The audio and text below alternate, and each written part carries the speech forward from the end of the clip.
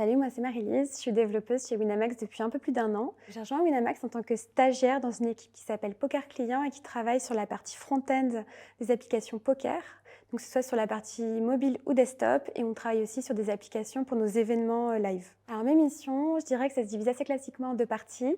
Déjà, il y a le fait de développer des nouvelles fonctionnalités, où là ça va se passer souvent par équipe de 2-3 développeurs sur plusieurs semaines. Et à côté de ça, on va avoir des missions plus courtes, où là ça va plus être enchaîné des tickets qui vont demander moins de volume de travail.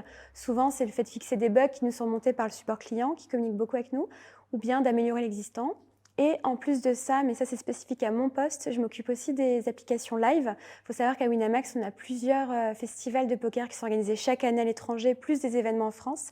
Ça rassemble souvent plusieurs milliers de joueurs, donc il nous fallait des applications dédiées, que ce soit pour gérer les tournois, mais aussi pour communiquer, parce qu'un festival Winamax, c'est jamais que du poker, c'est beaucoup d'à côté et de festivités. Et ça, ce qui est bien, c'est que ça me permet déjà de travailler avec d'autres équipes, les journalistes, des équipes événementielles, les graphistes, et c'est aussi eux, les utilisateurs finaux, c'est pas que les joueurs, donc c'est très transversal et ça me permet aussi souvent de me déplacer sur place et de vivre l'expérience et ça c'est super cool. Il y a beaucoup de challenges, si je devais en mettre deux en avant, je dirais que d'une part c'est le fait d'offrir une expérience multiplateforme. Winamax, c'est un logiciel qui est disponible à peu près partout, que ce soit sur son PC, donc Windows, Mac, Linux, côté tablette, mobile, Android, iOS. Il faut savoir que pour tout ça, on a une base de code commune, donc c'est déjà un premier challenge quand on code de se dire qu'il faut que ce soit disponible partout.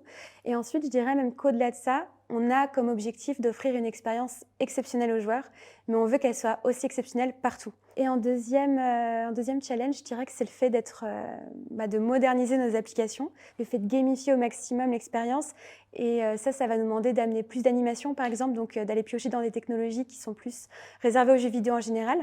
Et le tout dans un univers qui est un univers de jeu, à fort trafic, en temps réel, avec des joueurs qui parfois jouent 15 tables en même temps, donc 15 fenêtres, parfois 15 fois plus d'animation.